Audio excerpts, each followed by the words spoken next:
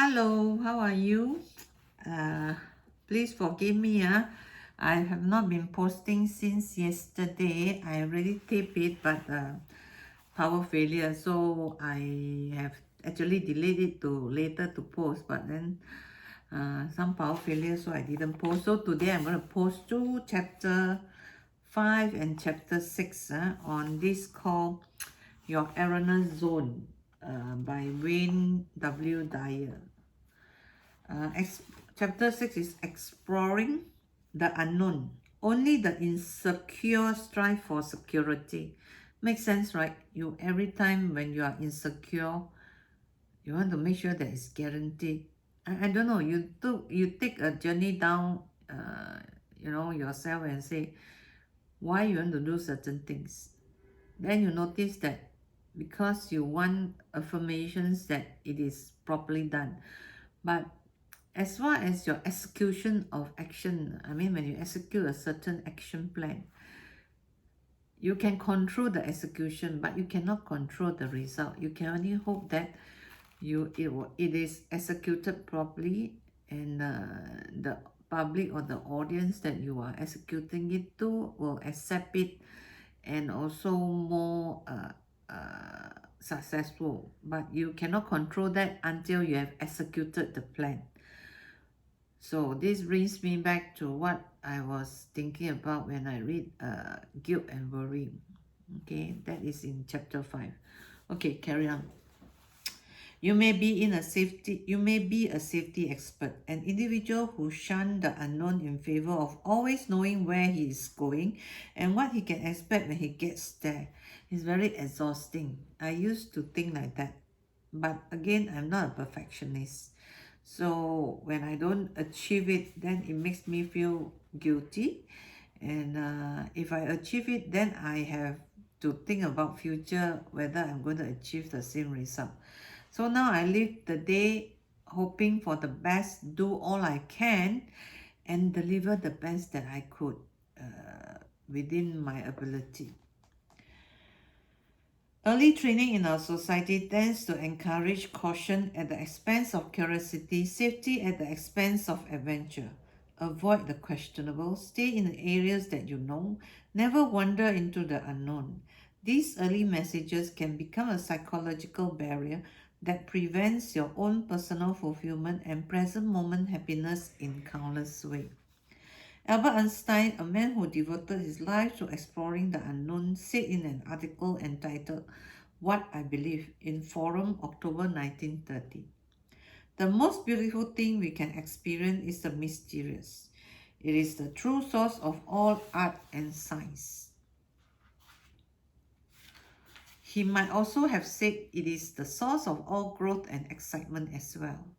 But to many people, equate the unknown with danger. It's normal because we have been trained that way. The purpose of our life, they think, is to deal with certainty and to always know where they are headed.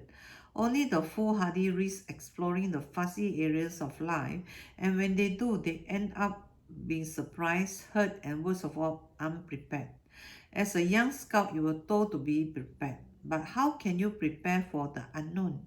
Obviously, you cannot. Therefore, avoid it and you'll never end up with the egg on your face.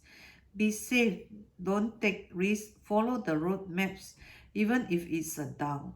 Perhaps you're getting tired of all the certainty, knowing what every day will be like before it has been lived. You can't grow if you already know the answers before the questions have even been asked.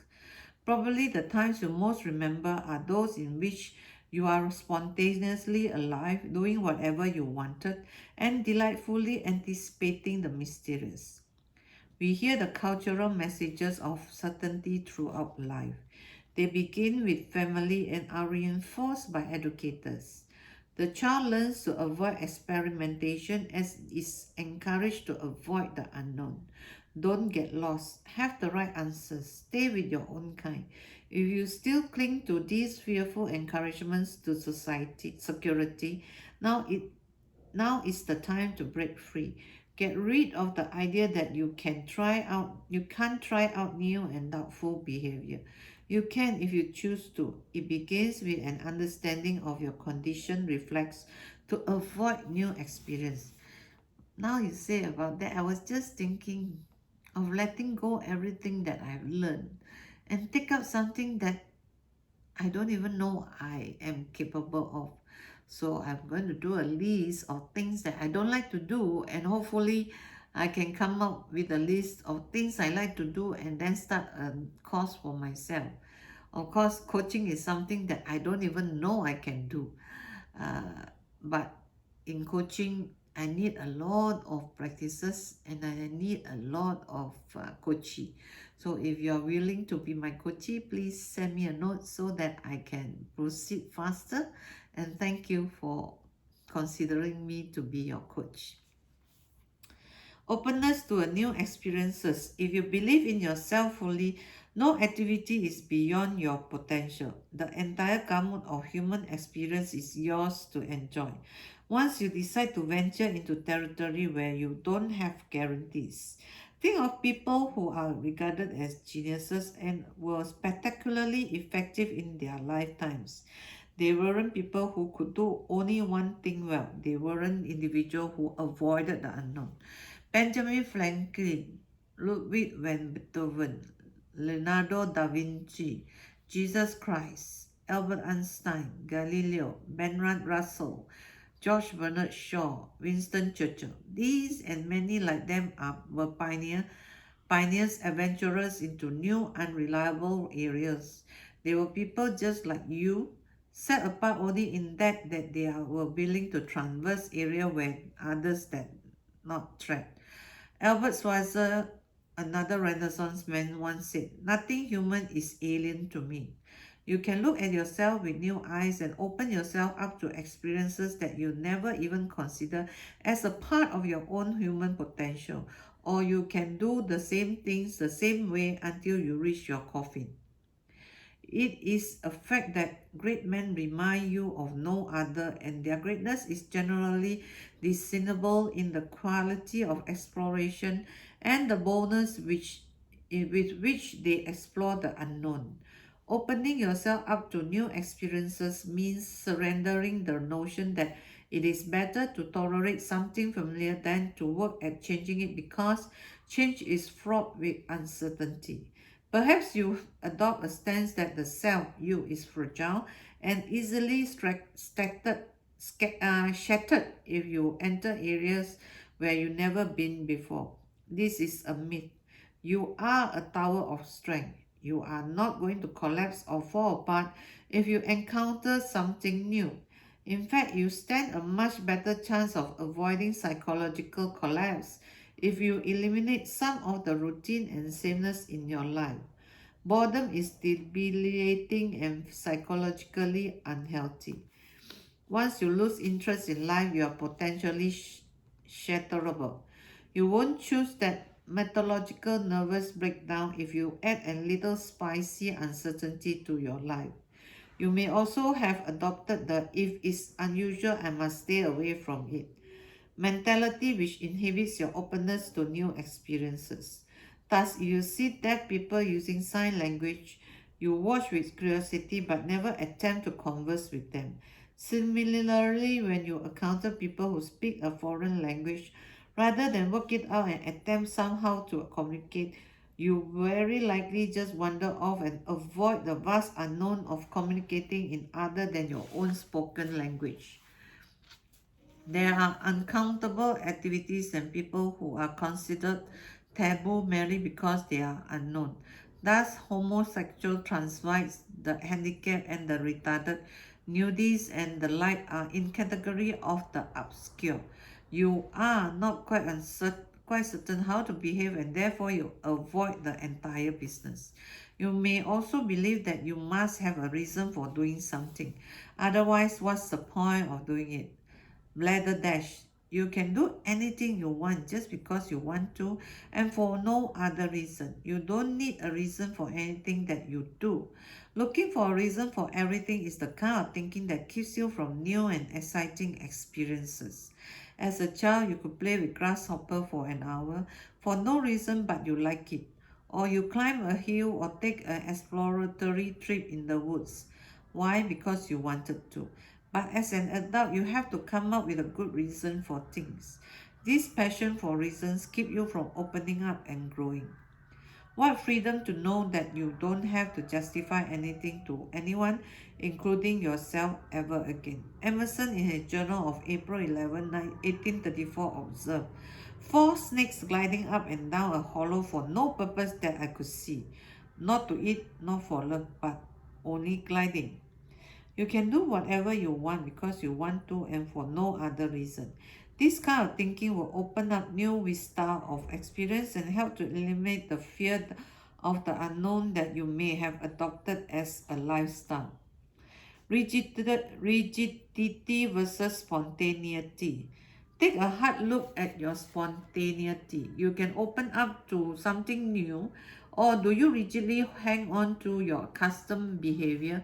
Spontaneity means being able to try anything at the spur of the second just because it is something you enjoy. You may even discover that it's something you don't enjoy doing, but you did enjoy attempting it. It is likely that you will be condemned as irresponsible or incautious, but what does that judgment of others matter when you are having such a marvelous time discovering the unknown? There are many people in high places who find it difficult to be spontaneous. They live out their life in a rigid fashion, oblivious to the absurdities they blindly follow.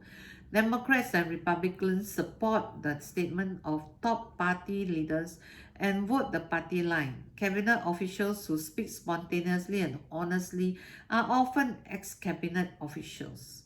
Independent thinking is discouraged and there are officials' guidelines for how one should think and speak. Yes men are not spontaneous men. They desperately fear the unknown. They fit in. They do what they were told. They never challenge but rigidly adhere to what is expected of them. Where are you in this dimension? Can you be your own person in this area? Can you spontaneously take the avenues that don't always lead to a sure thing? The rigid never grow. They tend to do things the same way they always done them. A colleague of mine who teaches graduate courses for teachers frequently asks the old-timers who have spent 30 years or more in the classroom, how you really been teaching for 30 years or have you been teaching 1 year 30 times? And you, dear reader, have you really lived 10,000 or more days or have you lived 1 day? 10,000 times or more times? A good question to ask yourself as you work towards more spontaneity in your life. Prejudice and rigidity. Rigidity is the basis of all prejudice, which means to prejudge. Prejudice is based less on hate or even dislike for certain people, ideas, or activities than on the fact that it's easier and safer to stay with the known. That is, people who are like you. Your prejudice seems to work for you. They keep you away from people, things, and ideas that are unknown and potentially troublesome. Actually, they work against you by preventing you from exploring the unknown. Being spontaneous means eliminating your prejudgments and allow yourself to meet and deal with new people and ideas. The prejudgments themselves are a safety valve for avoiding murky or puzzling provinces and preventing growth. If you don't trust anyone, you can't get a handle on it. It means you don't trust yourself on unfamiliar ground. The always having a plan trap. There is no such thing as planned spontaneity. It is a contradiction in terms. We all know people who go through their lives with a roadmap and a list, unable to vary their life a single iota from the original plan. A plan is not necessarily unhealthy, but falling in love with a plan is the real neurosis. You may have a plan for what you'll do at the age of 25, 30, 40, 50, etc. And then you simply consult your agenda to see where you ought to be, rather than making a new decision each day and having a strong enough belief in yourself to be able to alter the plan. Don't let the plan become bigger than you. Henry was a client of mine who was in his middle 20s. He suffered desperately from the having a plan neurosis, and as a consequence, he missed out on many exciting life opportunities. When he was 22, he was offered a position in another state. He was petrified about the move. Would he be able to make it in Georgia? Where would he live? How about his parents and friends? The fear of unknown literally immobilized Henry, and he turned down what might have been a chance at advancement. As exciting new work and a brand new environment in favor of staying where he was. It was his experience that brought Henry to counseling. He felt that his own rigid adherence to a plan was keeping him from growing, and yet he was afraid to break out and try something new. After one exploratory session, it was revealed that Henry was a veritable plan freak. He always ate the same breakfast, planned his clothing days in advance, had his dresser drawers arranged perfectly by color and size. Moreover, he imposed his plan on his family as well. He expected his children to have things in their place and his wife to conform to a rigid set of rules that he had laid down. Wow, so boring. Sorry, I cannot live this kind of life. In short, Henry was a very unhappy, albeit organized person. He lacked creativity, innovation, and personal warmth.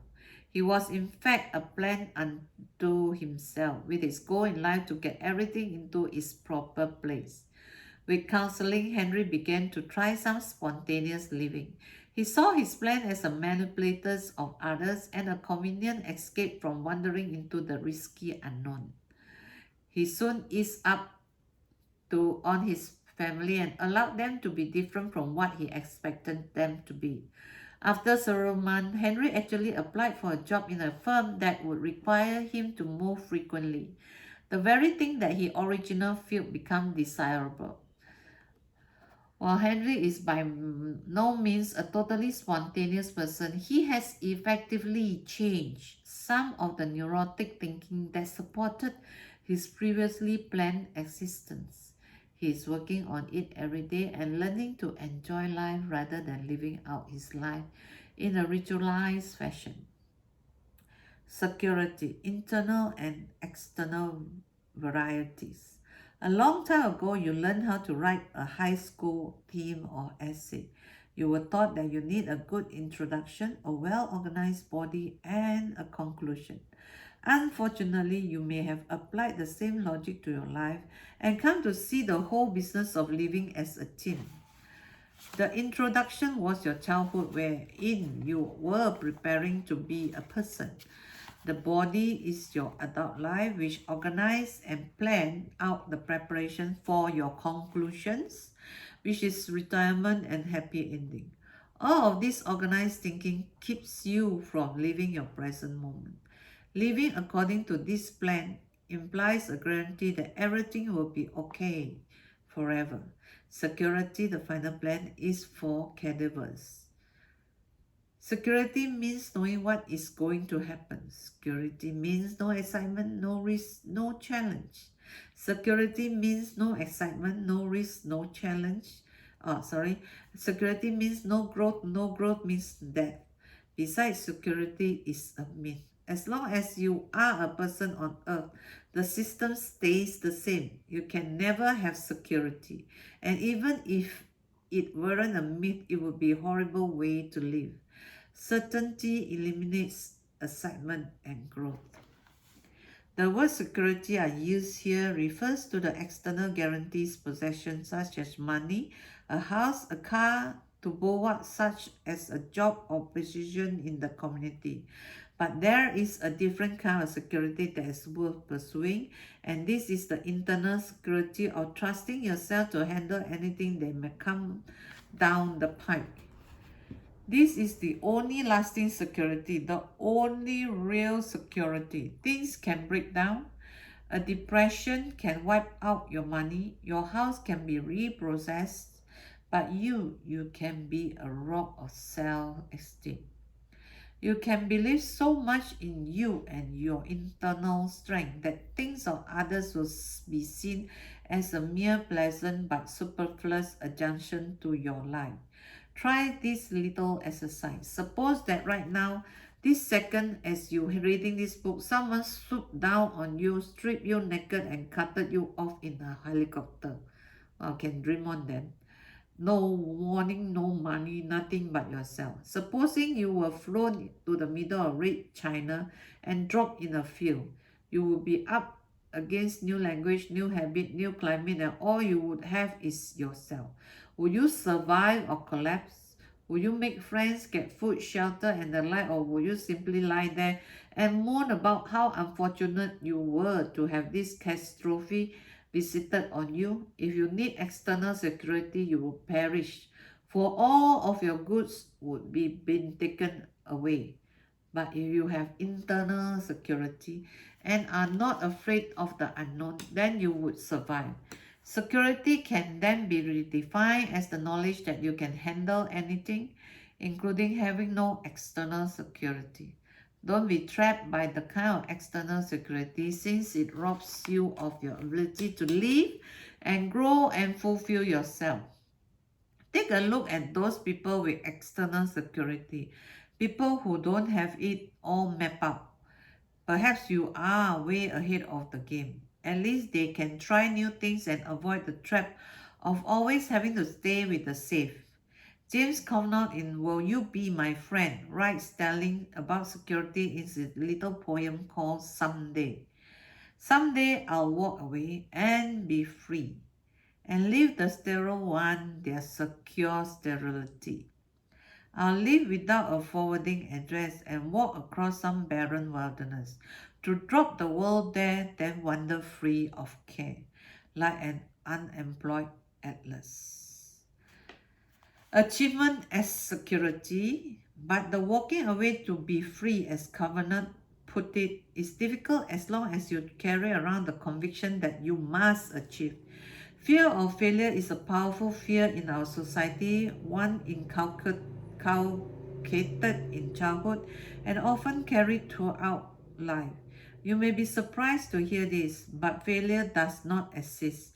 Failure is simply someone else's opinion on how a certain act should have been completed. Once you believe that no act must be performed in any specific other directed way, then falling becomes impossible. Failing becomes impossible. There may, however, be occasions when you will fail in some given task according to your own standard. The important thing here is not to equate the act with your own self-worth. Not to succeed in a particular endeavor is not to fail as a person. It is simply not being successful with that particular trial at that particular present moment. Try to imagine using failure as a description of an animal's behavior. Consider a dog barking for 15 minutes and someone said, he really isn't very good at barking. I'll give him a C. How absurd. Is it impossible for an animal to fail because there's no provision for evaluating natural behavior? Spiders construct webs, not successful or unsuccessful webs. Cat hunt mice. If they aren't successful in one attempt, they simply go after another. They don't lie there and whine, complaining about one that got away or have a nervous breakdown because they failed.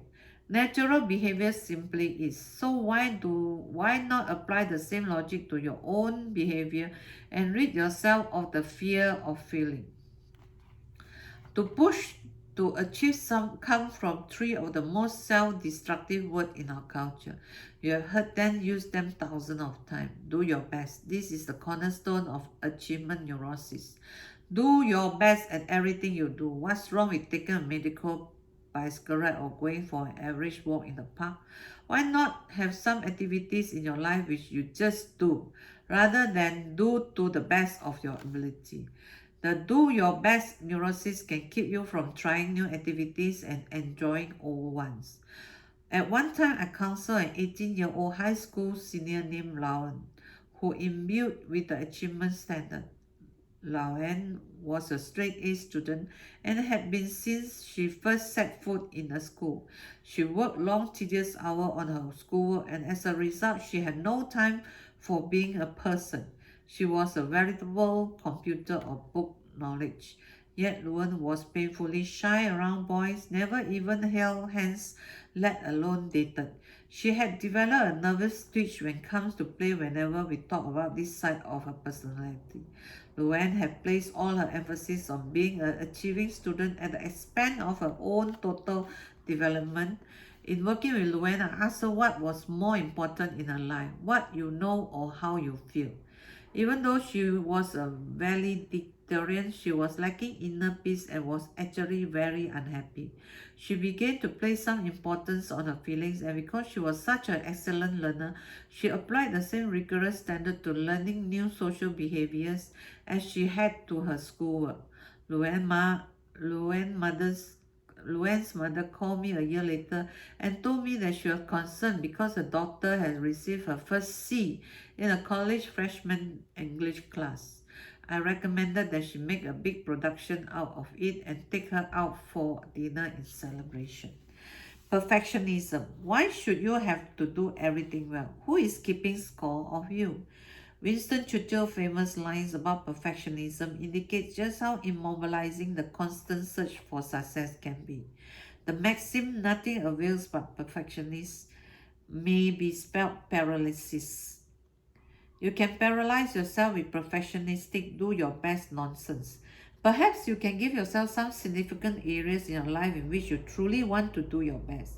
But in the vast majority of activities, having to do your best or even to do well is an obstacle to doing.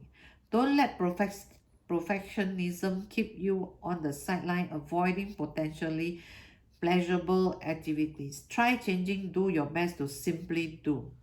Perfection means immobility. If you have perfect standard for yourself, then you'll never try anything and you won't do much because perfect is not a concept that applies to human being.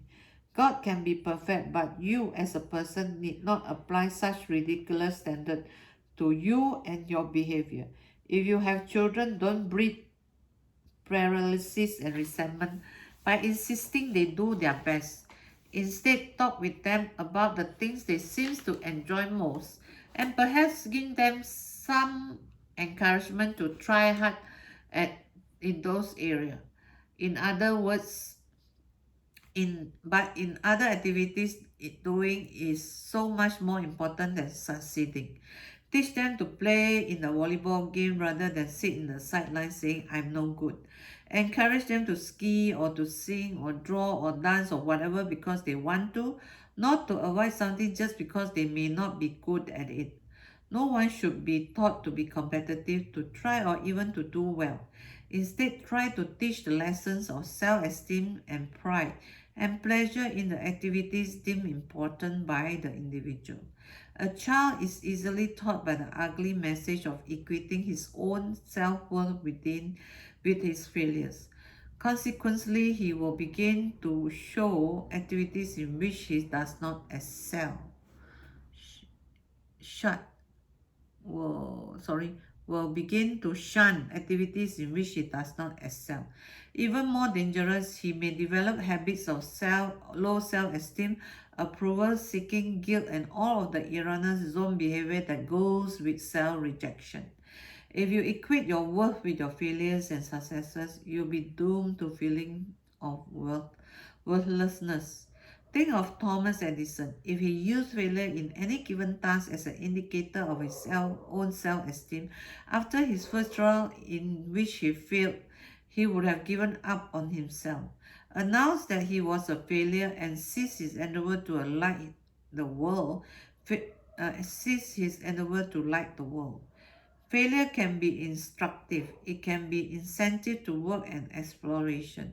It can even be taught a success if it points the way you to new discovery. As Kenneth Boulding put it, I have revised some folk wisdom lately. One of my edited proverbs is nothing feels like success because you do not learn anything from it. The only success we ever learn is failure. Success only confirms your superstition. Think of it, without failure we can learn nothing, and yet we have learned to treasure success as the only acceptable standard. We tend to shun all experiences which might bring about failure. Apprehension of failure is a big part of fear of the unknown. Anything which doesn't smack of guaranteed success is to be avoided, and fearing failure means fearing both the unknown and the disapproval that accompanies not doing your best. Some typical fear of the unknown behavior in our culture. We have already discussed some typical behavior engendered by the fear of unknown. Resisting new experiences, rigidity, prejudice, selfish adherence to the plan, the need to external security, fear of failure, and perfectionism are all subheadings in this large self-limiting zone. What follows is a listing of the most common specific example in this category. You can use it as a checklist to assess your own behavior.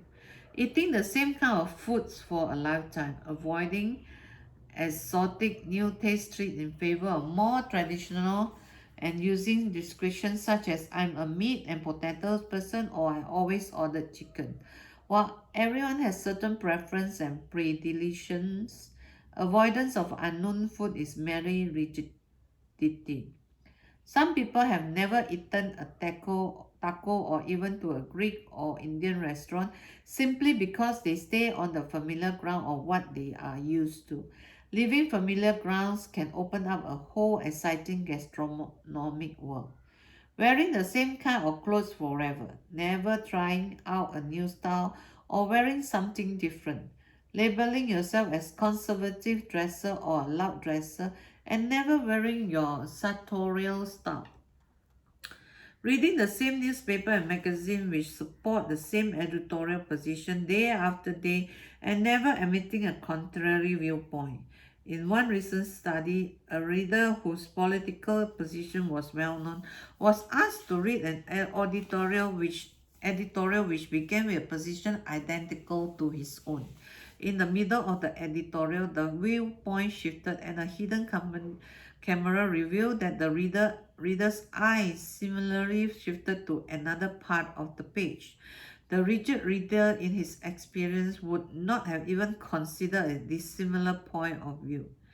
Seeing the same movie with the different titles for a lifetime, refusing to view anything that might support a different philosophical or political belief because the unknown is disconcerting and must be shut up, or living in the same neighborhood, city, or state simply because your parents and their parents happen to have chosen that location.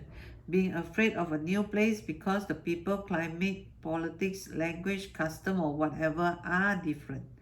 Refusing to listen to ideas which you do not share. Instead of considering the other speaker viewpoint, I never thought of that. You immediately insist he's crazy or uninformed. This is the matter of avoiding the different or the unknown by refusing to communicate. Being afraid to try a new activities because you can't do it well. I don't think I am very good at it. I'll just watch. I did it once, I think.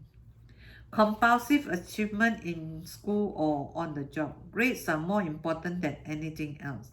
The fitness reports matter more than the pleasure of work well done. Using achievement rewards as substitute for trying something new and unknown. Residing in a safe areas of the inquiry because I know I can get an A rather than risking a C by embarking on a new discipline. Taking the safe job where you know you'll be successful instead of entering a new race and taking a chance of failing. Avoiding anyone whom you label deviant, including fag, commies, weirdos, pigs, niggers, whoops, wops, hippie, kikis, gooks, and any derogatory text that serve as protection from fear of the unfamiliar. Rather than trying to learn about these people, you label them as slanderous appetite and talk about them rather than to them. Or staying with the same job even though you dislike it, not because you have to, but out of apprehension about entering the vast unknown of new work. Stay in a marriage that obviously is not working out of a fear of unknown single life. You can't remember what it's like not to be married, so you don't know what you'll be getting yourself into. Better to stay with the unpleasant familiar than to wander off into new potentially lonely territory. Taking vacation in the same place at the same hotel during the same season each year. In this case, you know what to expect and you don't have to risk new places which might or might not provide pleasant experiences. Using performance rather than enjoyment as a criteria for everything you do, that is doing only those things you do well and avoiding those where you might fail or perform poorly. Measuring things in monetary terms. If it costs more, it is worth more, and therefore an indication of your personal success. The known is measured in dollar signs, while the unknown cannot be financially assessed.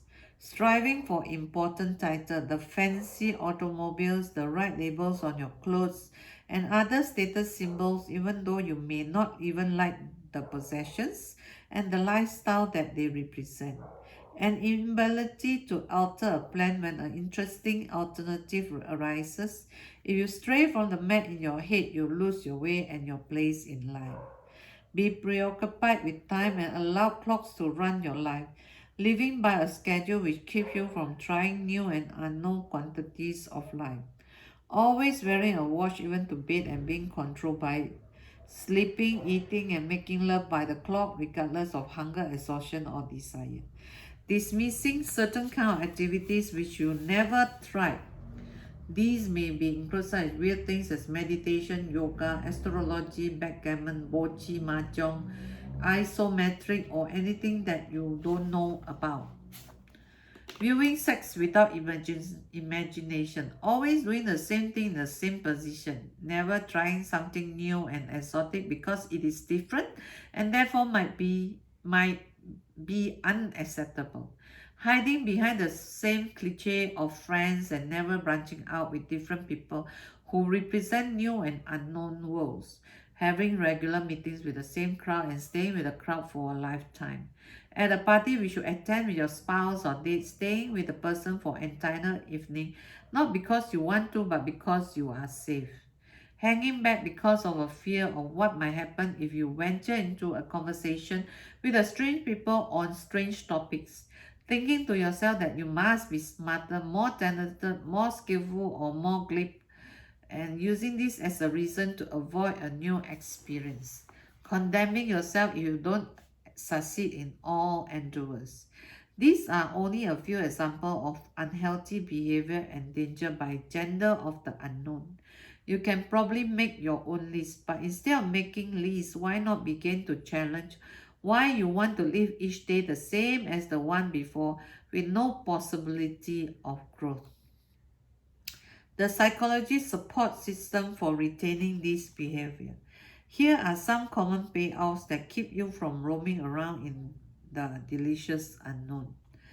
One, by staying the same, you never have to think on your feet. If you have a good plan, you simply consult your script rather than your wits. Number two, starving off the unknown has its own built-in reward system. The fear of obscure is strong, and as long as you stay with the familiar, you are keeping that fear at bay. Regardless of how it is to you, how costly it is to you in growth and fulfillment, it is safe to avoid uncharted areas. Think of Columbus. Everyone warned him that he will fall over the edge. It's easier to be one of the many trading familiar ground rather than explorer risking everything. The unknown is a challenge and challenges can be threat. You can say that you are postponing your gratification, which you heard labeled mature behavior, and thus staying with familiar and justify it with such a stance. Thus, it is mature and adult to put it off, but really it is out of panic and misgiving that you stay as you are and avoid unknown. You can feel important by having done it right. You've been a good or bad boy. As long as you see it in failure or success terms, you can equate your self-worth with your good performance and feel good. But the right thing in this sense is only someone else's editorial opinion. Wow, I still have how many? Oh, not much. Some strategies for coming to grips with the mysterious and the unknown. Make selective efforts to try new things even if you are tempted to stay with the familiar. For example, at a restaurant, order a new dish. Why? Because it will be different and you might enjoy it. I ordered everything on the menu already, so I had to change the restaurant. Invite a collection of people to your home who represent widely divergent points of view. Go with the unknown rather than your typical cliche of acquaintance wherein you can predict everything that will take place, or give up having to have a reason for everything you do. When someone asks you why, remember that you don't have to come up with a reasonable answer that will satisfy them. You can do what you decide just because you want to. Wow, that sounds so great. Begin to take some risks that will get you out of your routine, perhaps an unpleasant vacation with no reservation or maps, where you just trust yourself to handle whatever might come along. Interview for a new job or talk with someone that you've been avoiding because you're afraid of not knowing what might happen. Take a new route to work or have dinner at midnight. Why not? Just because it's different and you want to do it.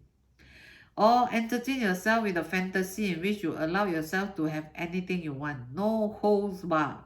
You have all of the money to do anything you want for a 2 week period. You'll find that almost all of your mental mandarins are indeed attainable for you, that you don't want the moon or the unreachable, but simply things that you can achieve. You eliminate the fear of unknown and go after them. Take a risk that might involve some personal upheaval, but which would be intensely rewarding for you. Several years, a colleague of mine had told his students and clients about the need for trying the unknown in their lives. But in many ways, his advice was hypocritical since they stayed with the same university, consulting work, and comfortable lifestyle. He has stated that anyone would handle new and different situations, but he continued to stay with the familiar. In 1974, he decided to live in Europe for 6 months because it was something he had always wanted to do. He taught 2 courses for an overseas graduate program in educational psychology and learned firsthand experientially rather than verbally that he could handle the doubtful. After 3 weeks in Germany, because of his inner security, he had as many opportunities to conduct workshops, work with clients, and give lectures as he had in New York, where he was comfortable with the familiar surroundings. Even in a remote village in Turkey where he lived for 2 months, he was busier than he had been in New York. At last, out of experience, he knew that he could go anywhere at any time and be effective, not because of the external circumstances, but because he can handle the unknown exactly as he handled the known with his own inner strength and skill. Or whenever you find yourself avoiding the unknown, ask yourself, what's the worst thing that could happen to me? You'll probably see that the fears of unknown are out of proportion to the reality of the consequences.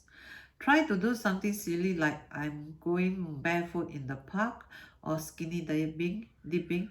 Try out some of the things that you've always avoided because you mustn't ever do such thing. Open your own personal horizon to new experiences that you previously avoided because they were silly or inane. Remind yourself the fear of failure is very often the fear of someone else's disapproval or ridicule. If you let them have your own opinion which have nothing to do with you, you can begin to evaluate your behavior in your own rather than their terms. You come to see your abilities not as better or worse, but as simply different from the others. Or make an attempt to do some things that you've always avoided with the sentence, I'm just not good at that. You can spend a afternoon painting a picture and have a hell of a time. In the end, end product is less than masterful. You haven't failed. You have a half day of pleasure. On my living room wall is a painting that aesthetically horrible. Everyone who visits comments or painfully avoids commenting on how bad it really is. The lower left-hand corner inscribed the word to you, Dr. Dreyer. I give you not my best. It is from a former student who have avoided painting all of life because she learned a long time ago that she was bad at it. She spent a weekend painting just for her own pleasure, and it is one of my most prized gifts. Remember that opposite of growth are sameness and death. Thus, you have same resolve to live each day in a new way, being spontaneous and alive, or you can fear the unknown and remain the same, psychologically dead. Have a talk with those people in your life who you feel are most responsible for your fear of the unknown. State in no uncertain terms that you intend to do new things and check out their reaction. You might find that incredulity is one of their things that you have always worried about in the past. As a result, you choose immobilization over those disapproving looks. Now that you handle the look, state your declaration of independence from their control. Or instead of do your best in everything as a credo for you and your children, try select the things that are important to you and work hard at them. And in the rest of your life, just do. It's okay not to do your best. In fact, the whole do your best syndrome is a myth. You never do your absolutely best, nor does anyone else. There is always room for improvement since perfection is not a human attribute. Don't let your conviction keeps you stagnant. Believing something out of the past experience and hanging on to that belief is an avoidance of reality. There is only what is now, and the truth of the present may not be the truth of the past. Assesses your behavior not on what you believe, but in terms of what is and what you experience in the present. By allowing yourself to experience rather than coloring your reality with beliefs, you'll find the unknown a fantastic place to be. Remember, nothing human is alien to you. You can be anything you choose. Imprint this on your mind and remind yourself of it when you fall into your typical safe evasive behavior. Become aware of avoiding the unknown as you are doing it at the moment. Begin a dialogue with yourself. Tell yourself it's okay if you don't know where you are going at the very moment of your life.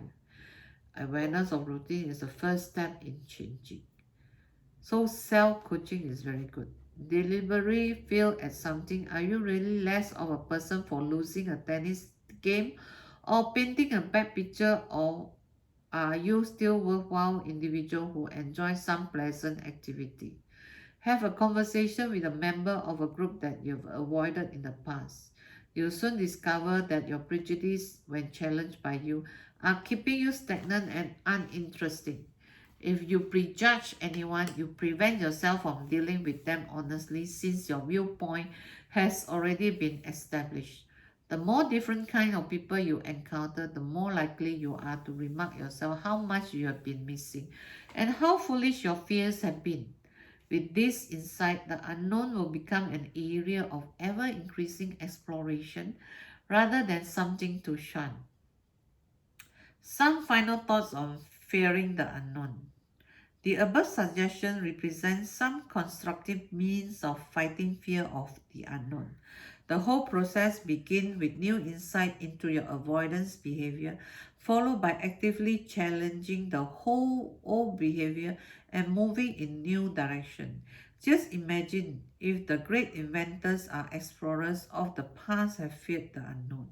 The entire population of the world would still reside in the Tigris Euphrates Valley.